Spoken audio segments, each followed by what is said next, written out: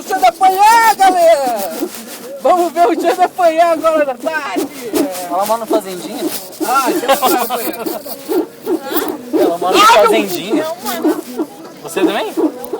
Ela mora perto da Beta. Tá dormindo, Rafa? A Tati? Ah, meu rabo!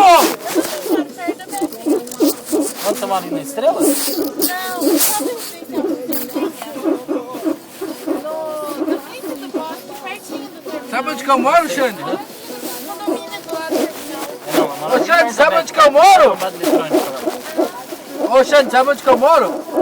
Sabe o Boqueirão? Não é lá. Ô, Xande, sabe onde que eu moro? Não, eu moro no São Jorge. Sabe o Boqueirão? Não tem nada a ver, é do Jardim das Américas. O Gobato filmando, né? Eu me fodo e ele filma. É normal, assim, um tem que se foder, né? Que seja o dealer, né? Ô Rafa, você vai continuar dormindo? Não. Ah, dorme aí que eu vou dormir junto. Rafa, tá acordado? Não. É só pra saber, pode dormir.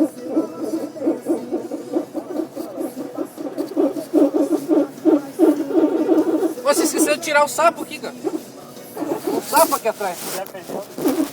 É. Ah, meu cu! Dói o cu quando o pai lombares. 6 horas da manhã.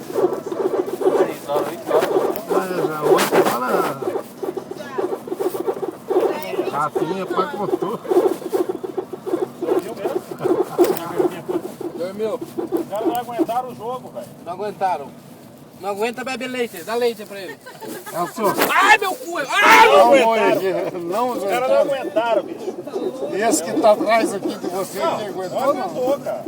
Tomou 7 chopp, cara. Só 7? Só 7. Nós tomamos quantas cervejas? Umas 30, né? Deu umas 30, né, cara? O cara já veio cozido lá pro Chegou jogo. pro centro, não aguentou, pacotou.